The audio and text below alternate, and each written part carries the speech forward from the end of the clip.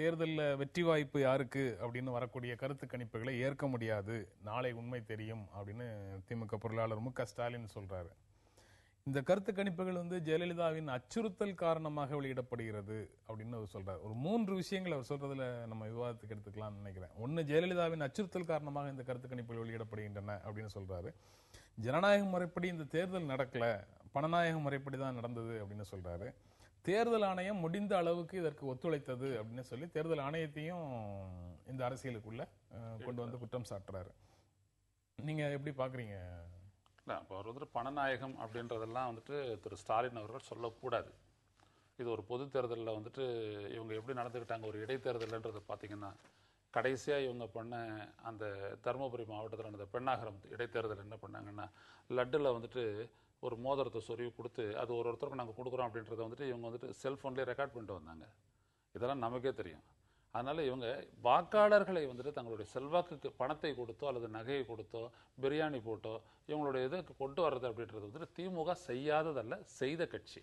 எல்லாற்றுக்கும் முன்னுதாரணம் இவங்ககிட்ட தான் வருது. அதனால இவருடைய கவலை என்ன அப்படின்னோம்னா, அதுக்கு அடுத்த வார்த்தையில தான் அவர் சொல்றாரு, 144 போட்டாங்க, எங்களால் டிஸ்ட்ரிபியூட் பண்ண முடியாத அளவுக்கு அது ஒன்று ஆகிப்போச்சு அப்படின்றது திமுகங்களுடைய பொதுவான வருத்தமாக இருக்குது. அதை வெளிப்பட்டிருக்காரு. மற்றபடி கருத்து கணக்கில் ஏற்படுவது பணநாயகம் அவர் சொல்றதெல்லாம் என்ன அப்படின்னீங்கன்னா, நாளைக்கு சாயந்தரம் சொல்ல வேண்டிய பதில நேற்று சாயந்தரம் சொல்லிவிட்டாரு, அவ்வளவுதான். மற்றபடி வேற ஒன்றும் இல்லை.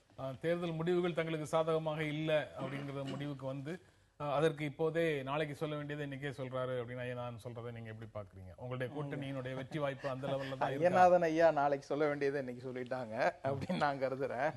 அது ஒரு புறம் இருந்தாலும் இதுல ஸ்டாலின் அவர்கள் வெளிப்படுத்திய கருத்துகள் ஒரு பக்கமா வைத்து பார்ப்போம்.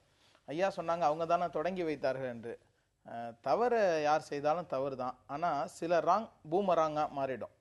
எதை தொடங்கி வைக்கிறோமோ அதனுடைய பலியாடுகளாக மாறக்கூடிய சூழ்நிலை தொடங்கி வைத்தவர்களுக்கும் வரும். ஆகவே இந்த அரசியலில் பணம் கொடுத்து வாக்கு வாங்குவது என்பதற்கு நீண்ட பாரம்பரியம் இருந்தாலும் கூட மக்கள் சில நேரங்களில் மிக தெளிவாக வாக்களித்திருக்கிறார்கள். டிடி கிருஷ்ணமாச்சாரி அவர்கள் விமானத்தில் உலங்கு ஊர்தியில போய் நோட்டீஸ் போட்டாலும் திருக்குறள் முனுசாமி அவர்களுக்கு வெற்றியை கொடுத்த மக்கள் இங்கே இருக்கிறார்கள். ஆனால் இந்த பணநாயகத்தை அடிப்படையில் பார்க்கும் பொழுது ஒரு இலவசம் வாங்கும் மனோபாவம் திட்டமிட்டு நம் மக்களிடம் வளர்க்கப்படுவதை ஒரு கவலையாக பார்க்கின்றேன். மலையாள கவிஞர் குஞ்சுண்ணி ஒரு கவிதை எழுதியிருப்பார். ஒரு பீடி கொடு, தீப்பெட்டி கொடு, விரல் கொடு, உதடு கொடு, நான் புகைக்கிறேன்னு. ஒரு புகைப்பது தவறானது. ஆனால் அங்க என்ன கேட்கிறாங்கன்னா, விரல் உதடு உட்பட இலவசமாக எதிர்பார்க்கக்கூடிய அளவுக்கு மக்களுடைய இலவச விரும்பும் மனோபாவம் வளர்க்கப்பட்டிருக்கிறது. அதன் காரணமாக ஊழலில் பொங்கி எழ வேண்டிய மக்களை பங்குதாரர்களாக மாற்றக்கூடிய சூழல் உருவாகி இருக்கிறது. 144 தடை உத்தரவு திமுகவை பாதித்ததாக சொன்னாங்க. அப்படி அல்ல. இந்த தேர்தலில் பல தவறுகளிலிருந்து திமுக விடைபெற்றிருப்பதாக பார்க்கின்றோம். உதாரணத்துக்கு சினிமா நடிகர்களை நடிகைகளை முன்னிறுத்தி செய்யக்கூடிய பிரச்சாரம் இந்த முறை திமுக கூட்டணியில் இல்லை. அடுத்து அவர்கள் விடுபட்டிருப்பது இந்த பணநாயக போக்கிலிருந்து சுத்தமாக விடுபட வேண்டும் என்று நினைக்கிறார்கள். திராவிட இயக்கத்தின் வேரிலிருந்து வந்தவங்க என்ன பிரச்சனைனா, இல்ல உறுப்பினராகி அந்த கட்சியில சேர்ந்துட்டாங்க. நான் சொல்ல வருவது, இந்த கால்ஷீட் முறையில அவர்கள் தேர்தலுக்கு பிறகு அரசியலில் இருக்க போவதில்லை. அப்படி பல நடிகர் நடிகைகளை அழைத்து கொண்டு வந்து மக்கள் முன்னால் நிறுத்தக்கூடிய சூழ்நிலை இருந்திருக்கின்றது. அதிமுகவும் அது செய்திருக்கின்றது. நான் சொல்ல வருவது, பணம் கொடுப்பதை தடுக்க வேண்டியவர்கள் கூட்டமாக போக வேண்டும், கொடுப்பவர்கள் தனியாளாக விநியோகித்து விடுவார்கள். இந்த 144 தடை உத்தரவு என்பது விநியோகத்திற்கு உதவி இருக்கிறது, தடுப்பவர்களை தடுத்து விட்டது. அதனால் இது கண்டிக்கப்பட வேண்டிய ஒன்று. இன்னொரு அதான் முக்கியமானது, ஜெயலலிதாவினுடைய அச்சுறுத்தல் காரணமாக இந்த கருத்து கணிப்பு வெளியிடப்படுகிறது அப்படின்னு சொல்றாரு. சரி, அது விட்டு அது சாத்தியம் இல்லைன்னு வச்சுட்டாலும், தேர்தல் ஆணையம் முடிந்த அளவு ஒத்துழைப்பு கொடுத்ததுன்னு தேர்தல் ஆணையத்தின் மீது சொல்லக்கூடிய குற்றச்சாட்டை நீங்க எப்படி பாக்குறீங்க? கஷ்டமான ஒரு குற்றச்சாட்டு. மனப்பூர்வமாக மனசாட்சிப்படி என்னால் அதனை நிராகரிக்க முடியவில்லை. ஏனென்றால் தமிழ்நாட்டில் இதற்கு 144 அன்றைக்கு இங்கே விவாதத்தில் அந்த கேள்வி எழுப்பப்பட்டது.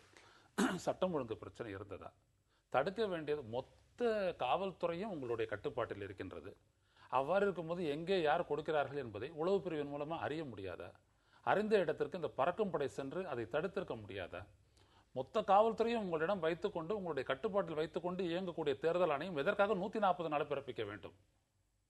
அது 144 பிறப்பிக்கிறதுக்கு முன்னால் ஒரு கட்சி மட்டுமே கொடுப்பதற்கு முடிவெடுத்து கொடுக்கிறது. கொடுத்து முடிந்தவுடன் தேர்தல் பிரச்சாரம் ஓய்கிறது. தேர்தல் பிரச்சாரம் ஓய்கிறது 144 வருகிறது என்ற போது சேர்த்து பார்க்க வேண்டிய ஒரு யதார்த்தமான ஒரு மனநிலை நமக்கும் வந்து விடுகிறது. 144 எதற்கு இந்த கேள்வி? அப்ப இது யாருக்கோ சாதகமாக இது போகிறது என்றால் அது ஏன் திட்டமிட்டதாக இருக்கக்கூடாது? எனவே இந்த இடத்தில் தமிழ்நாட்டில் தேர்தல் ஆணையம் செய்ததை வன்மையான கண்டனத்துக்குரியது. இந்த குற்றச்சாட்டில் நியாயம் இருக்குமோ என்று சந்தேகிக்க வைக்கிறது. அது 144ங்கிற ஏரியாவும். ஆமா, சரி, நம்ம தொடர்ந்து பேசலாம் ஒரு இடைவேளைக்கு அப்புறம்.